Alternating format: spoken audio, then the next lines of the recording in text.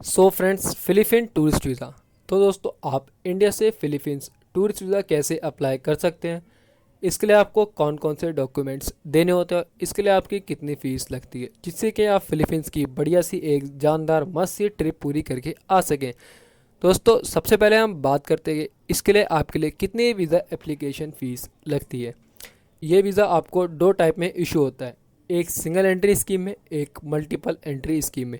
Single entry scheme के भी अंदर आपका वीज़ा 3 महीने तक वैलिड होता है, जिसके अंदर आपका स्टे 59 डेज तक होता है या उससे कम आपका स्टे होता है, जो इमिग्रेशन ऑफिसर आपको ग्रांट करता है, जिसकी फ़ीस आपकी 3160 रुपीज़ लगती है, यानी 3160 रुपये आपकी फ़ीस लगती है।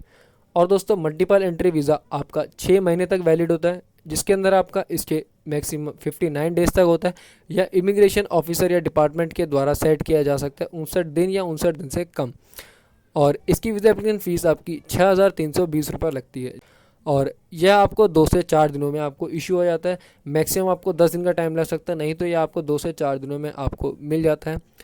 और दोस्तों, इसकी विद एप्लीकेशन फ़ीस आपके नॉन रिफंडेबल होती है। मान लीजिए आपने विद एप्लीकेशन फ़ीस पे कर दी अपनी 3000 और आपका वीज़ा रिजेक्ट हो जाता है किसी भी कारण से, तब आपको एक पैसा भी रिफंड नहीं होगा, यह आपके नॉन रिफंडेबल होती है। और दोस्तों, इसकी विद एप्लीकेशन फ़ीस पे करने का तरीका एक स्पेशल तरीका दिया उन्होंने, जो सिर्फ इसकी with application fees demand draft या और उसे शॉर्ट में डीडी के थ्रू ही पे कर सकते हैं। No cash payment, no card payments, no any other type of payment accepted at the Philippines embassy और consulate for its tourist visa और 9A वीज़ा। तो चलिए दोस्तों, यही बात इसके लिए क्या वीज़ा एप्लीकेशन फ़ीस है, क्या वैलिडिटी और इसलिए कितनी फ़ीस है और कैसे क्या पे करना होता है। अब बात करता है इसलिए अप्लाई कैसे कर सकते हैं। अप्लाई करना इसके लिए बहुत ही सिंपल है। आपको सिर्फ अपना वीज़ा एप्लीकेशन फॉर्म एम्बेसी लेके आ सकते हैं, किसी एजेंट से लेके आ सकते हैं, खुद वेबसाइट से डाउनलोड करें, फिल करें। जो मैं आपको डॉक्यूमेंट्स बताऊंगा वो सारे डॉक्यूमेंट अटैच करें और इसको सबमिट करा के आ जाए। सिर्फ बस बेसिकली सिंपल इसे। आप इसे कहाँ से अप्लाई कर सकते हैं? आप दिल्ली एम्बेसी से अप्लाई कर सकते हैं, जो दिल्ली के आसपास है, दिल्ली में रहते हैं, वो दिल्ली से अप्लाई कर सकते हैं। या आप इसके कंसुलेट से अप्लाई कर सकते हैं। इसके 3 जगह इंडिया में कंसुलेट है, मुंबई, चेन्नई, कोलकाता। आप इसके आसपास है, इनमें रहते तो यहाँ से अप्लाई कर सकते हैं, दिल्ली आने की कोई जरूरत नहीं है। तो ये भी बात इसके लिए दोस्तों, आप कहाँ से अप्लाई करते हैं, कैसे अप्लाई कर सकते हैं। इसके वीज़ा एप्लीकेशन फॉर्म का लिंक मैंने आपको नीचे डिस्क्रिप्शन बॉक्स में दिया हुआ है, आप वहाँ से डाउनलोड करके प्रिंट लेके पहले से फिल कर जा सकते हैं। चलिए दोस्तों, now let's talk about the what are the documents required for Philippines tourist visa और 9A visa for Indian citizens. तो फ्रेंड्स, सबसे पहले आपको अपना वीज़ा एप्लीकेशन फॉर्म फिल करके देना होता है, जैसे मैंने आपको पहले बताया। उसका लिंक आपको नीचे डिस्क्रिप्शन में मिलेगा, आप डाउनलोड कीजिए, उसे फिल कीजिए। और दोस्तों, आपका इसके अंदर रिक्वायरमेंट होती है पासपोर्ट आपको देना होता है, अपना पासपोर्ट की फ़ोटो कॉपी अटैच करनी होती है, जिसके अंदर आपका पासपोर्ट कम से कम 6 महीने तक वैलिड होना चाहिए from the date of contemplated stay in the Philippines. जिसका मतलब है कि मान लीजिए आप फिलीपींस में 30 दिन की ट्रिप करते हैं, तो आपका वीज़ा 6 महीना प्लस 30 दिन वैलिड होना चाहिए। और दोस्तों, आपको अपने 2 पासपोर्ट साइज़ फ़ोटोग्राफ देनी होती है, जिसका बैकग्राउंड वाइट कलर का और आपकी फ़ोटो कम 6 महीने से ज़्यादा पुरानी ना हो, और आपका इसमें 70 to 80% एरिया आपके फेस ने कवर कर रखा हो। और दोस्तों, आपको काइंड ऑफ कवर लेटर देना होता है, जिसके अंदर आप ये मेंशन करते हैं आपका पर्पस ऑफ विजिट क्या है, आप फिर इसमें किस पर्पस के लिए ट्रैवल कर रहे हैं। एंड दोस्तों, आपको अपनी पास्ट 6 मंथ्स की बैंक स्टेटमेंट रिक्वायर्ड होती है, जो कि आपके बैंक के द्वारा स्टैंप लगाई हो और बैंक मैनेजर के द्वारा ऑफिशियली साइन करके दी गई हो। ये नहीं कि आप ऑनलाइन डाउनलोड करके उसको प्रिंट करा के ले जाओ, तो ये आपकी एलिजिबल नहीं होगी। और दोस्तों, आपको अपना सफिशिएंट फंड का प्रूफ देना होता है, जिसके अंदर क्या है कि आप अपना बैंक स्टेटमेंट दे रहे हैं, उसके अंदर आपका मिनिमम 500 यूएसडी के इक्विवेलेंट या 500 यूएसडी फंड हो। अगर आप 500 यूएसडी को आईएनआर में कन्वर्ट करेंगे तो आपका 41,000 आईएनआर के आसपास रहेगा। या दोस्तों, आप अपना क्रेडिट कार्ड शो कर सकते हैं, जिसकी लिमिट आपने 1 लाख या 2 लाख करा रखी है, तो यह आपका अलाउड होगा।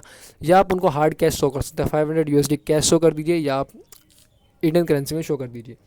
यही दोस्तों बात की इसके लिए क्या क्या कॉमन बेसिक डॉक्यूमेंट्स रिक्वायर्ड होते हैं। अब बात करें कुछ स्पेशल केसेस होते हैं। मान लीजिए आप एम्प्लॉयड हैं, तब आपको क्या डॉक्यूमेंट रिक्वायर्ड है। For example, if you are employ in a company, you have to give your leave letter, जो आपके एम्प्लॉयर ने आपको दिया हो, जिसके अंदर आपकी लीव लिखी हो कि आप 14 डेज की ट्रिप ले रहे हो, तो ये उसमें लिखा हुआ कि एम्प्लॉयर ने कि ये this is the person a is working with us for from that much years, like you are working from 2 years to, you have to write in your leave letter date, employer will write in your leave letter that this person A is working with us for from from 2 years and this is our address, and ये बंदा अब से काम कर रहा है, ये इस एम्प्लॉयर का एड्रेस है, ये इस एड्रेस पे काम करता है, और ये हमारा टेलीफोन नंबर से आपके एम्प्लॉयमेंट के लेटर या लीव लेटर में लिख के आप दे सकते हैं। वो आपका वेरीफाई कर सकते हैं कॉल लगा के या वहाँ विजिट करके कि ये बंदा काम करता है नहीं करता, जिससे वह इसलिए मांगते हैं कि आपके स्ट्रॉन्ग टाइज शो हो जाते हैं कि ये बंदा इतने सालों से इस कंपनी में काम कर रहा है तो पक्का वापस आएगा ही आएगा। और दोस्तों मान लीजिए अगर आपका यहाँ पे पर्सनल खुद का बिजनेस, आप बिजनेस ओनर है इंडिया में, तब आपको क्या रिक्वायरमेंट होती है। For business owner you have to give a PAN number, आपको अपना पैन नंबर देना होता है जो परमानेंटली रिक्वायरमेंट है, और आपको अपना लास्ट जो आपने अभी रिसेंट आईटीआर फाइल करी होगी, आपको वो आईटीआर की कॉपी देनी होती है अटैच करके। आईटीआर के साथ आप कंपटीशन भी लगा सकते हैं तो कोई दिक्कत नहीं है, और आपको अपना जीएसटी रजिस्ट्रेशन सर्टिफिकेट दे दे अगर आपका जीएसटी नंबर है तो। और दोस्तों मान लीजिए कि आप स्टूडेंट हैं, तो अब स्टूडेंट केस में क्या होता है, आपको अपना एनरोलमेंट सर्टिफिकेट देना होता है जो कि आपको आपकी यूनिवर्सिटी ने इशू कराओ। मान लीजिए फिलीपींस में पढ़ने जा रहे हैं, फिलीपींस में एज ए स्टडी के लिए, तो आपको स्टूडेंट इसमें देना होता है, अपना एनरोलमेंट लेटर देना होता है। और मान लीजिए आप माइनर है, मान लीजिए आपकी एज है 16 या 17, आप ट्रैवल कर रहे हैं, तब आपको यहाँ पे अपने पेरेंट्स से एफिडेविट बनवा के देना होता है, या अपने गार्जियन से एफिडेविट बनवा के स्टैम्प लगवा के बहुत पेरेंट्स से या सिंगल पेरेंट्स से देना होता है, तब आप एज अ माइनर ट्रैवल कर सकते हैं। अगर दोस्तों मान लीजिए आपको किसी ने आपके इन्वाइट किया, फिलीपींस से आपका फ्रेंड है और रिलेटिव आप इन्वाइट किया, तब आपको इन्विटेशन लेटर देना होता है जिसके अंदर आपको इनवाइट करने वाले पर्सन की सारी डिटेल्स, तो उसका वहाँ पे फिलीपींस में address, occupation, telephone number, email address सब मेंशन हो रखा है। ये हुई सारी एडिशनल डॉक्यूमेंट्स। एंड देन दोस्तों and last requirement which is ask after your visa application get processed by the embassy or by immigration officer on your arrival.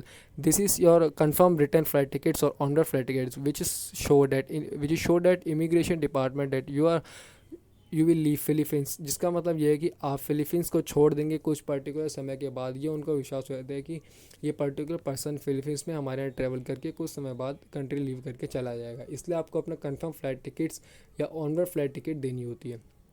दोस्तों यही पूरी बात कि इसके लिए क्या डॉक्यूमेंट्स रिक्वायर्ड है, कितनी वीज़ा एप्लीकेशन फ़ीस है, और आप इसके लिए कैसे अप्लाई कर सकते हैं। दोस्तों वीडियो वैसे ही बहुत लंबी होगी, इसको ज़्यादा नहीं खींचेंगे, बस यहीं पे मैं वीडियो को एंड कर देता हूँ। एक दो चीज़ आपको बता कि इसका वीज़ा एप्लीकेशन फॉर्म का लिंक मैं नीचे दें, अगर आप और डिटेल्स में इसके बारे में पढ़ना चाहते हैं तो इसके एम्बेसी का लिंक मैंने नीचे डिस्क्रिप्शन में दिया, वहाँ से आगे पढ़ सकते हैं। और इसका वीज़ा एप्लीकेशन का फ़ीस का वेरिफिकेशन भी मैंने दे रखा है, और मान लीजिए किसी और टाइप की वीज़ा अप्लाई करना चाहते हैं तो उसकी फ़ीस नीचे है, आप उसके आगे पढ़ सकते हैं।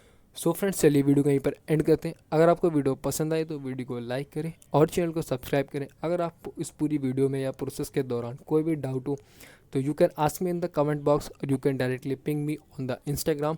आई will contact you at there on my Instagram handle. So friends, let's meet in the next video. Say goodbye. Okay.